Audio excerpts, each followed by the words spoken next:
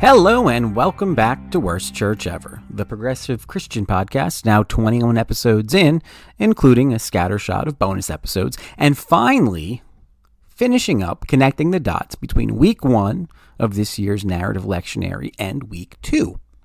About that, the narrative lectionary is a 4-year cycle of readings designed to take readers and congregations through just about all the major stories in Scripture. Each year's cycle goes from Genesis to Pentecost between September and the end of May. There are 2 problems with the narrative lectionary as I see it. One, it necessarily does a lot of skipping because it gives itself 4 years to hit all the major moments. So this coming fall, 2021, we go from Genesis 1 and 2 creation stories in the first week of the lectionary right to the sacrifice of Isaac in week 2, 21 chapters later.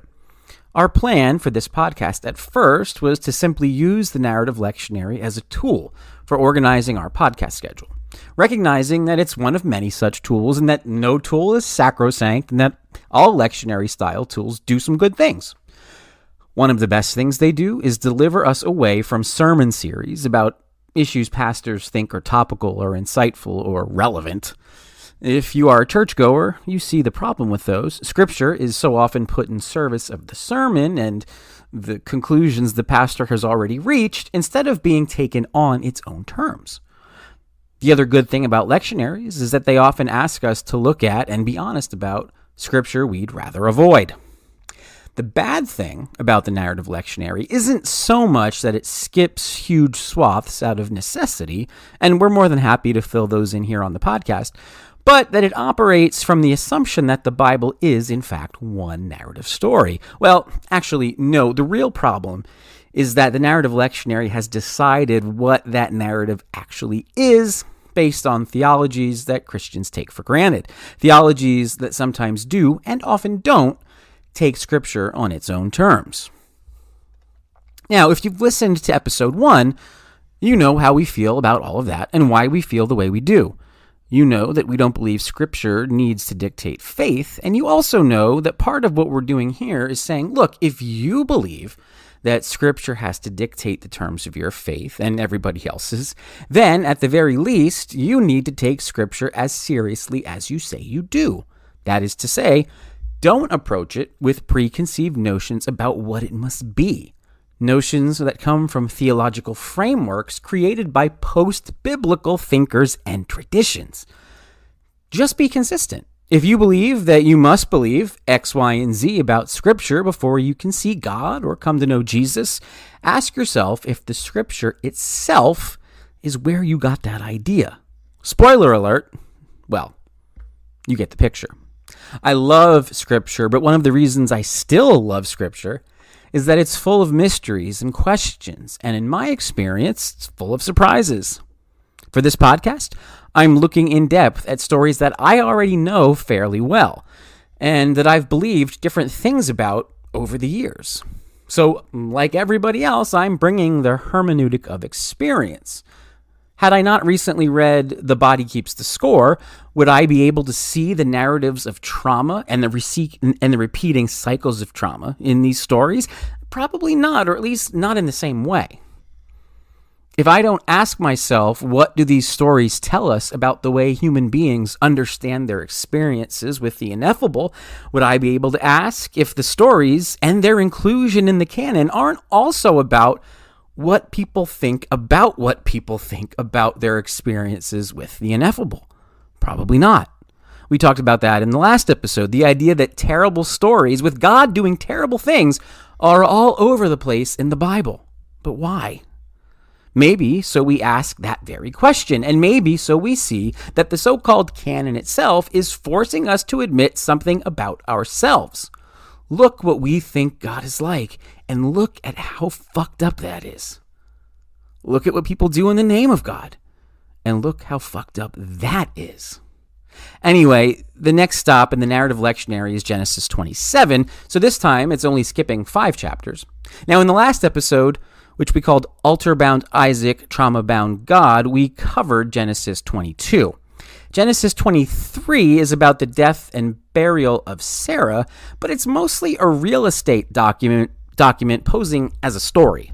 The authors want you to know that Abraham had certain bona fide claims in the land of the Hittites, and the Hittites recognized and honored those claims, and money changed hands, and everything was on the up and up. To understand why these kinds of stories are included in Scripture, all you need to do is read the news. People are still killing each other over this stuff, and not just in the Middle East. Moving on to Genesis 24, which is the topic of today's episode. Genesis 24 is the story of Abraham's plans to find a wife for his son Isaac. It begins with a strange ritual.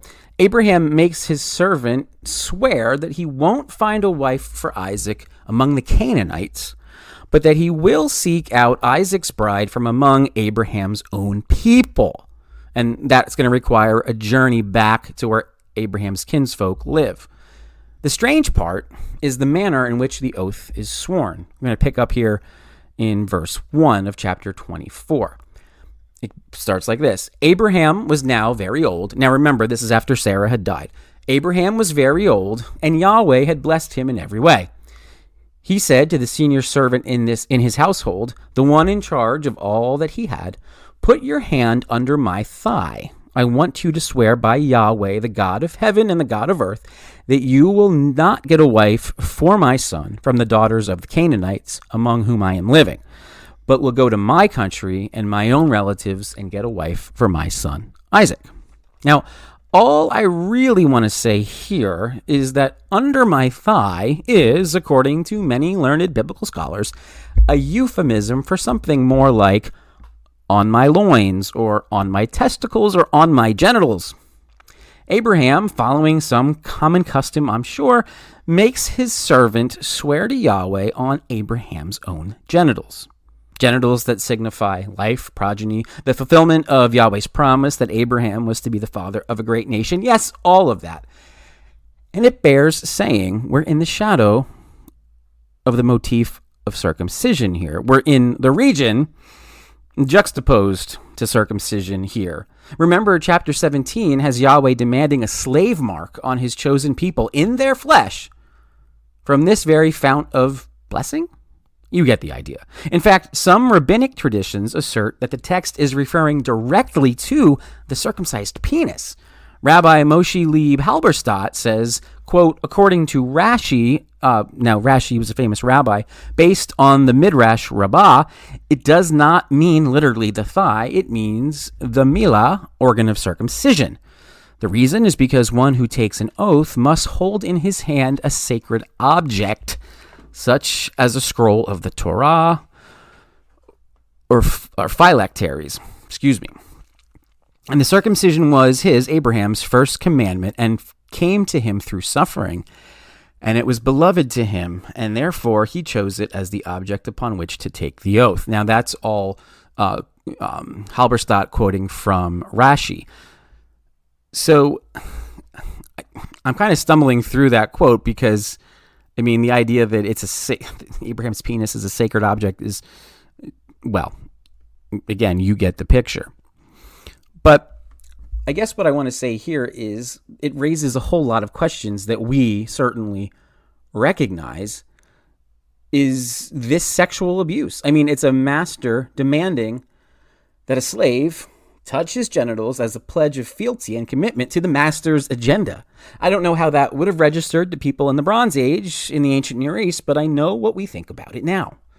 Now, some commentators do hold that putting one's hand under another's thigh, that language, that turn of phrase, is actually meant to be taken literally, that it's not the genitals, that the oath taker, always still a social inferior to the one being sworn to, it allows the person demanding the oath, in this case Abraham, to sit on the oath taker's hand. And still, to our sensibilities, it's humiliating, and still meant, even then, to assert dominance. Here, it's interesting to note the later Christian directive from James 5:12. Above all, my beloved, do not swear either by heaven or by earth or by any other oath, but let your yes be yes and your no be no, so that you may not fall under condemnation. As Jimmy Dugan might say, that's good advice. As the rest of Genesis 24 unfolds, the servant, and now here we're going to call him Eleazar for the sake of clarity, following indications from Genesis 15 and making some assumptions.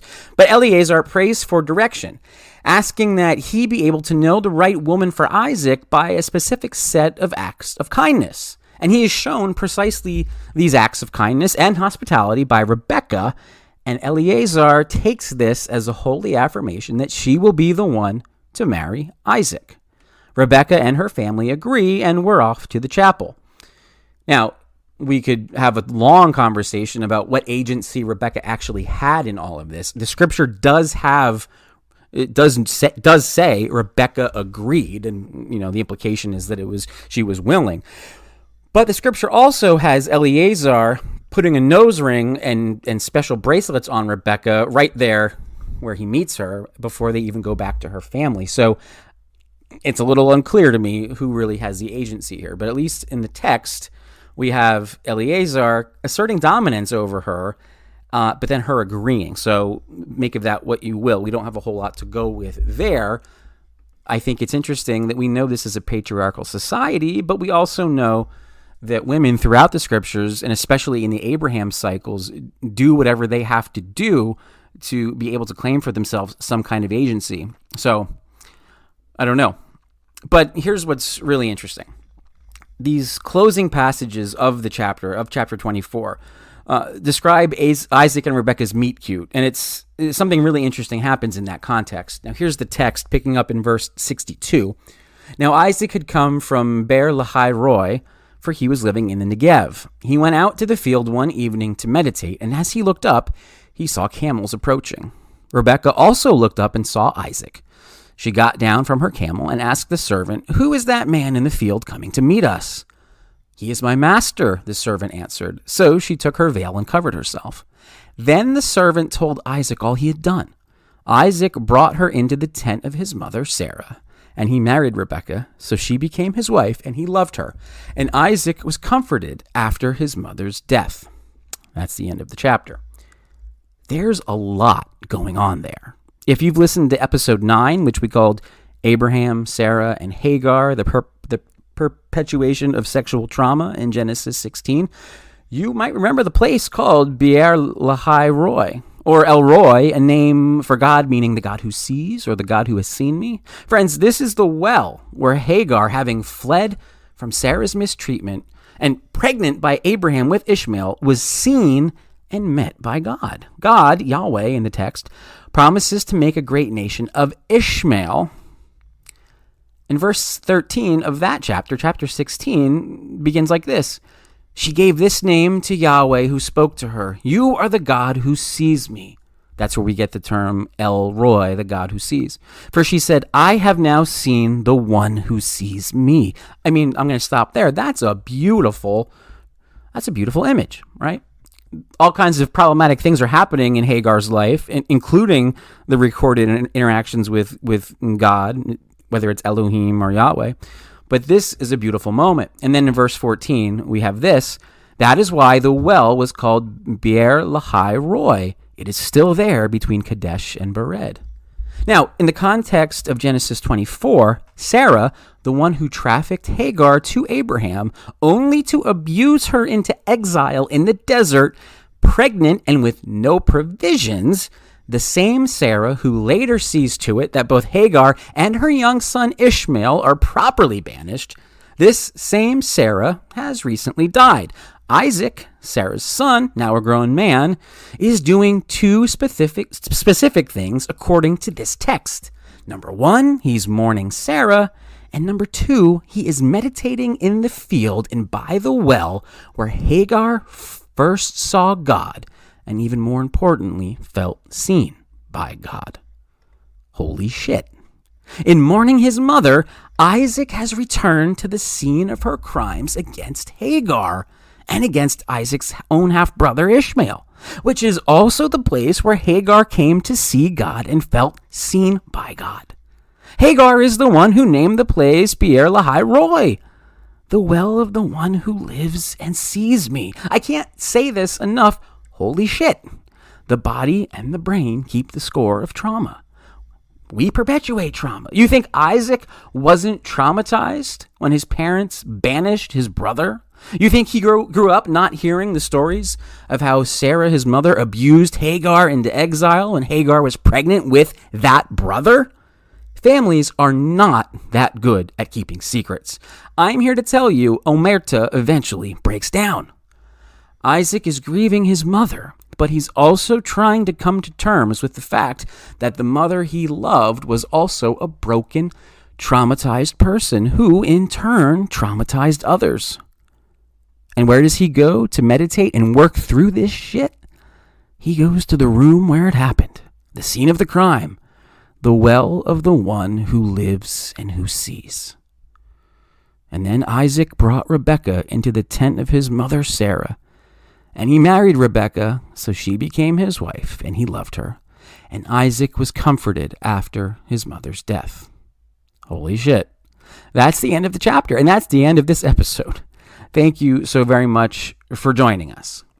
A few housekeeping notes as we sign off. We're now on Facebook, Instagram, and Twitter. We're also on Patreon if you'd like to support the production of future episodes and the growth of this podcast. Another great way to help us grow is just to share the episodes on your social media accounts.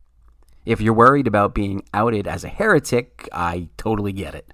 But if you've got a parent or a grandparent or whoever else getting on your case because you don't go to church, you can always point in our direction and say, "Says who?" Blessings to you today and always. And as always, thank you so very much. We'll see you soon.